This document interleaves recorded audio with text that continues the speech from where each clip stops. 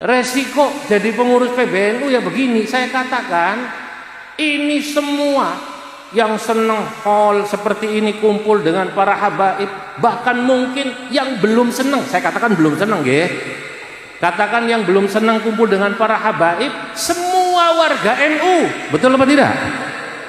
PBNU ya harus menaungi semuanya. Setuju? Setuju?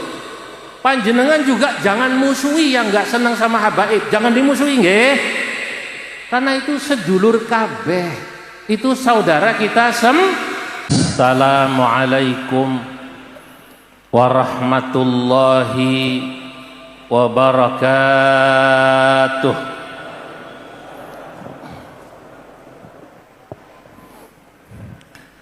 Alhamdulillah.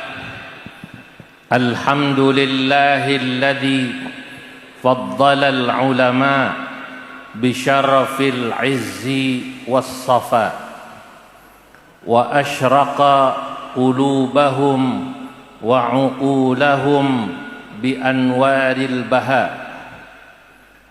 Wassalatu wassalam ala sayyidina wa habibina wa syafi'ina wa maulana Muhammadin sayyidil anbiya wa imamil atqiya wa mir'atil awliya wa yambu'i ulumil ulama wa mu'tamadi futuhil awliya wa ala alihi wa ashabihil asfiya wattabi'ina lahum bi ihsan taraku lana ma'arifahum wa turrathahum al-gharra wath-tharra amma ba'du. Hadratal muhtaramin, para alim ulama, para habaib,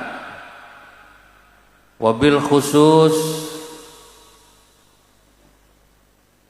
panjenenganipun Romo Kiai Haji Ahmad Said bin Kiai Haji Armia bersama Romo Kiai Haji Hasani bin Kiai Haji Armia selaku sahibul majlis, pengasuh pondok pesantren At-Tauhidiyah Jiren, yang mengundang Al-Fakir sejak beberapa bulan yang lalu.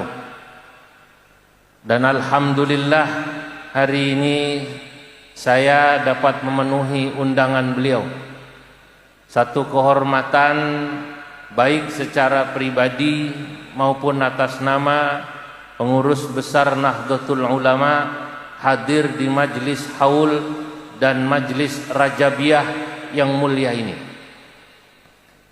Al-Mukarramun, para habaib, para kiai yang hadir, di antaranya Al-Habib Abdurrahman bin Abdullah bin Abdul Qadir Al-Faqih bil Faqih, Habib Abdullah Bagir bin Ahmad Al-Attas Pekalongan, Habib Muhammad bin Muhdar Al-Habsyi, Habib Ahmad Al-Muhdar Situbondo, Habib Jindan bin Naufal bin Salim bin Jindan Jakarta, Habib Mahdi bin Abdurrahman Al-Attas Jakarta, Habib Abdullah Al-Jufri, Habib Muhammad bin Sehan Al-Jufri, Habib Haidar Baagil, Habib Ali Zainal Abidin Al-Kaf Jakarta. Tentu hadir di sini bersama kita Wakil Gubernur Jawa Tengah, putra guru kita Kiai Haji Taj Yasin Maimun, dan juga para pejabat yang lain. Saya di sini disebut hadir Bapak Bupati Tegal, Pak Ishak, dan Wakil Bupati Pak Ahmad Khalid, dan para kiai, masyayikh yang saya mohon maaf tidak bisa menyebut satu persatu namanya, insyaallah tidak mengurangi rasa hormat saya. Pagi yang mubarak ini alhamdulillah kita bersyukur dapat hadir haul ulama besar. hadirnya puluhan ribu masyarakat pada pagi hari ini dan juga ratusan ulama yang hadir pada pagi hari ini itu menunjukkan kebesaran seseorang. Manaqib yang tadi dijelaskan, dibacakan oleh putra beliau, itu sudah menunjukkan betapa besarnya, betapa karamahnya Mbah Kiai Haji Said bin Kiai Armia. Tentu Kiai Hasani tadi menyingkat. Kalau dijelaskan semua tidak cukup waktu untuk menjelaskan bagaimana karamahnya Mbah Kiai Haji Said Armia. Tapi saudara-saudara hadirin yang dimuliakan Allah, walaupun ini ibarat matahari di siang hari yang sangat terang, karamahnya Kiai Said, Mbah Kiai Said bin Kiai Armia, jangan heran kalau di luar sana masih ada saja orang yang tidak percaya dengan karamah beliau. Betul apa tidak? Orang besar itu, kata Imam Ibnu Hajar Al-Haytami dalam kitabnya Al-Khairatul Hisan fi tarjamati Muhammad ibn Nu'man. Jadi ada seorang ulama madhab Syafi'i namanya Imam Ibnu Hajar Al-Haytami, penulis kitab Tuhfatul Muhtaj, tapi menulis biografi Imam Abu Hanifah, namanya Al-Khairatul Hisan. Orang besar itu justru orang yang memang seringkali di pro dan kontrakan. Ada yang seneng, ada yang gak seneng. Dari wong Tegalku kayak kue. Jadi kalau ada orang yang seneng, ada yang gak seneng, itu biasanya itulah cirinya orang besar. Dulu NU punya tokoh besar jadi presiden. Wong Tegal masih imut, masih ingat. Siapa? Gus Dur. Gus Dur ada yang pro, ada yang kontra. Itu orang besar itu begitu cirinya. Kata Imam Ibnu Hajar Al-Haytami dalam kitabnya Al-Khairatul Hisan, yustadallu an nabahatir rajuli bitabayunin nasi fihi. Orang besar itu bisa kita ketahui ketika orang ada yang pro dan kontra pada yang bersangkutan. Ala tara anna aliyan karramallahu wajha afrata fihi muhibbun wa abghadha fihi wa farata fihi mubghidun. Tidakkah kau tahu, kata Imam Ibnu Hajar Al-Haytami, kurang besar apa Imam Ali karramallahu wajha, tapi tetap saja ada yang pro, ada yang kontra. Sing sengit akeh, sing pro seneng akeh. Kita tahu karena pro kontra tentang Sayyidina Ali karramallahu wajha, nanti dalam sejarah Islam kita mengenal ada kelompok Syiah. Dalam sejarah Islam ada kelompok Khawarij. Dalam sejarah Islam kita mengenal ada Ahlus Sunnah wal Jamaah. Wong Tegal ke melu ndi? Ahlus Sunnah wal Jamaah. Saya hanya ingin memberikan semacam catatan atau garis bawah bahwa sekelas Sayyidina Ali saja karramallahu wajha, ada yang pro, ada yang kontra. Jadi saudara-saudara hadirin, sama seperti Imam Abu Hanifah. Imam Abu Hanifah dulu ada yang pro dan kontra. Yang pro, pengikutnya memuji Imam Abu Hanifah sebagai ulama pembaharu yang berani melakukan kias analogi pengambilan hukum. Tapi yang kontra, yang tidak senang pada Imam Abu Hanifah dianggap kebablasan. Ini contoh. Cerita karamah ulama maksud saya. Yang dari tadi malam saya dengarkan saat acara khataman kitab Minhaj di Makbarah. Tadi malam alhamdulillah saya hadir khataman Minhaj di Makbarah. Diceritakan karamah ulama. Bagaimana ada orang sakit hadir acara haul, kemudian orang yang sakit hadir acara haul ulama besar sembuh, begitu kan? Atau tadi cerita tentang bagaimana karamahnya Kiai Said bin Mbah Kiai Armia yang diceritakan oleh Kiai Haji Hasani putra beliau.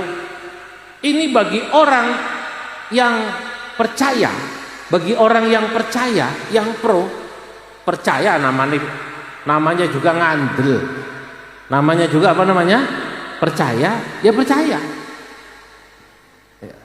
Saudara-saudara, kalau yang percaya, ahlan sahlan, alhamdulillah ya habibullah, masya Allah.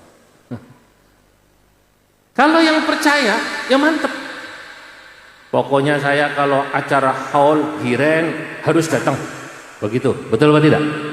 Ya, yang percaya begitu. Ya termasuk saya termasuk yang percaya bahwa saya sudah rembukan nama teman saya. Ini mau hadir di giren ini. Waktu saya hadir acara pernikahan putranya teman saya yang sekarang jadi Menteri ATR BPN, Pak Nusron Wahid. Saya bilang saya hari Sabtu pagi harus hadir haul di Giren.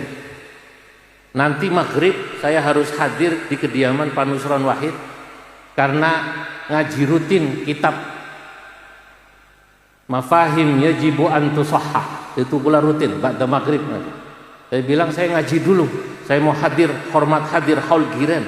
Ya sudah kalau gitu Kiai, datang ke Giren dulu, nanti baru ba'da maghrib ngaji rutin. Saya percaya, insya Allah saya hadir di sini bukan untuk memberi tausiah, bukan. Saya ingin dapat barokah dan karamah dari majelis yang mulia ini, yakni majelis Isra dan Mi'rajnya Nabi Muhammad sallallahu alaihi wasallam dan majelis haulnya ulama besar Mbah Kiai Haji Said bin Armia.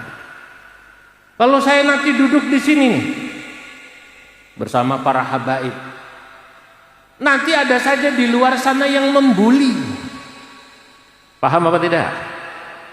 Lah tibane Kiai Zulfa kuwi mukhibin jane. Paham apa tidak? Tibane PBNU mukhibin. Ternyata apa katanya PBNU apa namanya? Mukhibin. Saya jawab, resiko jadi wong gede. Paham apa tidak?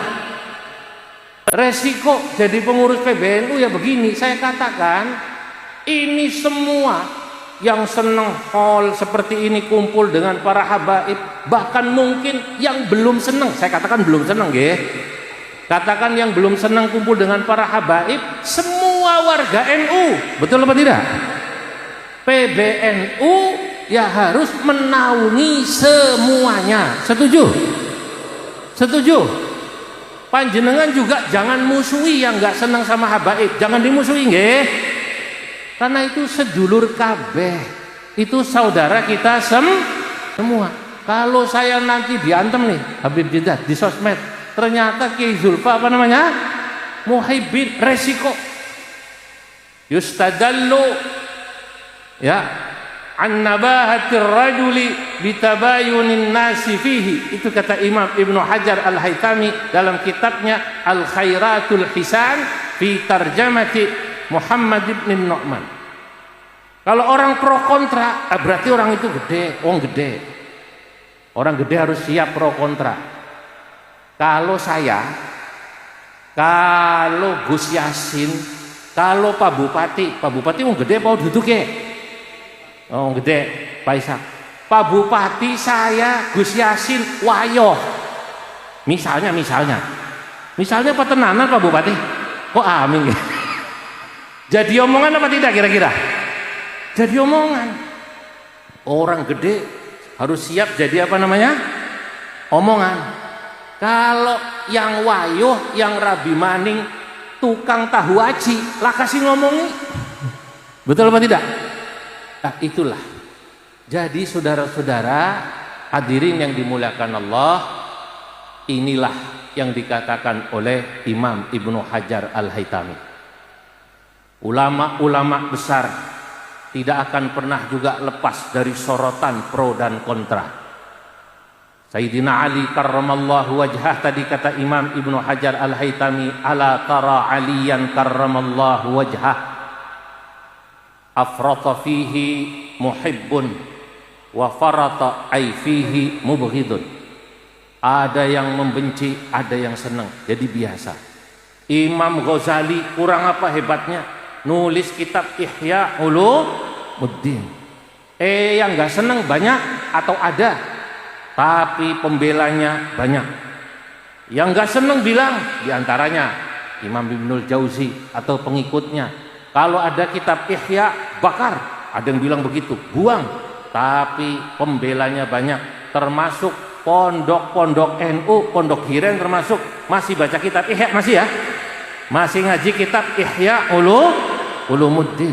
Kita masih baca kitab Ihya Ulumuddin.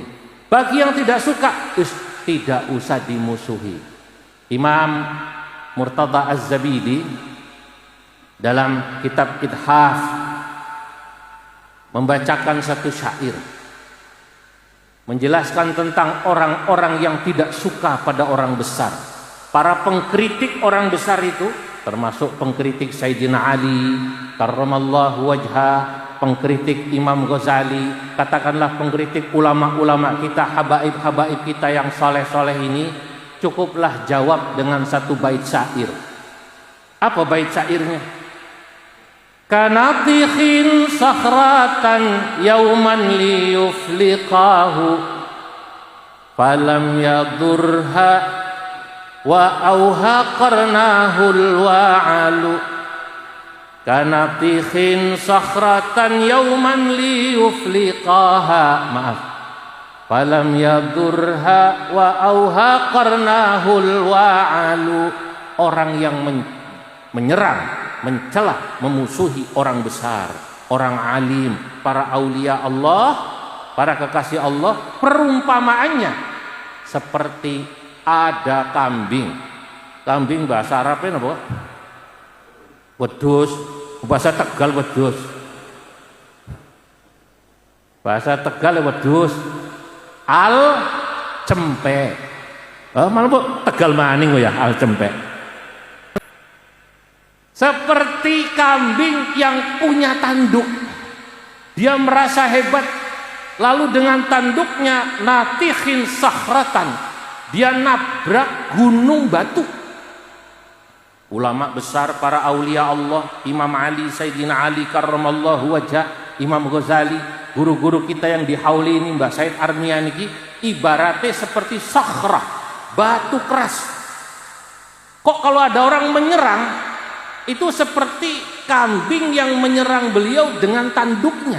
Saya mau tanya, sing kalah gunung batunya apa tanduk kambingnya? Yang kalah gunung batunya apa tanduk kambingnya? Nah, tanduk kambingnya. Begitulah saudara-saudara. Sama seperti kalau nanti ada orang mau menyerang PBNU, mengadu domba warga NU, diadu domba supaya warga NU musuhan antara yang senang habaib atau yang tidak senang habaib. Yang melakukan ini, percaya saya, ibarat dia akan menyerang, atau ibarat kambing yang dengan tanduknya mau menyerang gunung batu. Sing kalah dudu NU, yang kalah bukan Nahdlatul Ulama, bukan warga NU, yang kalah mereka yang mencoba menyerang Nahdlatul Ulama. Paham? Lah saudara-saudara, niki yang pertama. Kedua, Hadir kita di sini semakin menegaskan bahwa kita ini hidup sebagai manusia. Kita harus menyelaraskan antara menggunakan akal kita dengan rohani atau spiritual kita. Kadang-kadang dalam hidup para hadirin, akal itu ada batasnya. Allah Subhanahu wa ta'ala memang menciptakan akal, tapi akal kita ada batasnya, kemampuannya untuk memahami kehidupan ini. Apa yang Allah ciptakan pada kita ada batasnya. Itulah kenapa para ulama-ulama tauhid mengatakan, kalau kau paksa pakai akalmu mentok. Al-ajzu an darkil idraki idrakun. Tapi ketika akalmu mentok, tidak bisa menemukan, sesungguhnya kau sudah menemukan ada keterbatasan pada dirimu. Akal kita ini, kalau kita bicara tentang zat Allah, nggak nyampe. Kita ngaji di sini di Pondok At-Tauhidiyah, ngaji kitab tauhid sifat 20 yang tadi dijelaskan Kiai Hasani, bahkan ngaji Ummul Barohin, itu tetap saja kemampuan akal kita memahami Allah Subhanahu wa ta'ala ada keterbatasan. Lah, disitulah ada yang kedua yang harus kita pakai. Apa? Spiritualitas, keimanan, rohani. Hadir di majelis-majelis haul semacam ini, kumpul dengan para ulama semacam ini pada saat-saat kita kemudian punya akal nggak nyampe, kita pakai iman kita. Yang hadir, saya mau tanya, ada apa tidak yang hadir ini yang utangnya banyak? Ada apa tidak? Ngacung. Ndi wonge teko. Ya. Itu ngacung siji, jujur. Utangnya akeh. Kalau sedang pusing akalnya, utang kok nggak bisa ke sahur-sahur. Barangkali saya hadir. Kalau pakai akal ini udah nggak nyampe akal kita. Premen carane utangnya ke sahur, begitu ya? Hadir majelis hall. Percaya ada yang namanya kekuasaan Allah Subhanahu wa ta'ala. Termasuk saya datang ke sini nih. Saya percaya kalau ada urusan negara, ya termasuk urusan organisasi, mentok. Saya hadir ziarah para masyayikh, baik yang sudah wafat, termasuk yang masih hidup, para wali-walinya Allah, supaya ini negara Indonesia bisa aman. Amin. Supaya organisasi kita semua yang kita cintai, Nahdlatul Ulama, segera normal kembali. Amin. Lah, inilah yang namanya menggunakan spiritual. Nah, saya santri NU, ngaji sama kiai-kiai NU, saya diajari betul, NU itu salah satu kekuatannya adalah kekuatan percaya spiritualitas. Para masyayikh, kemarin saya sowan Kiai Ubaidillah Faqih di Langitan. Beliau itu khodamnya, supirnya abahnya itu diimpiin Kiai Faqih Langitan. Pesan-pesan para masyayikh yang sudah wafat itu lewat mimpi sering disampaikan pada khodamnya. Kiai As'ad Syamsul Arifin itu seringkali menemui cucunya Kiai Azaim dalam mimpinya, memberikan pesan-pesan bagaimana kemudian permasalahan bangsa negara, termasuk masalah organisasi Nahdlatul Ulama, disampaikan lewat pesan. Itulah spiritualitas. Dan insya Allah kita akan kuat sebagai manusia pribadi, termasuk sebagai bagian daripada jamaiyah atau santri di sini, karena kita pertama tetap menggunakan akal kita, tapi tidak melupakan sisi rohani atau spiritualitas kita.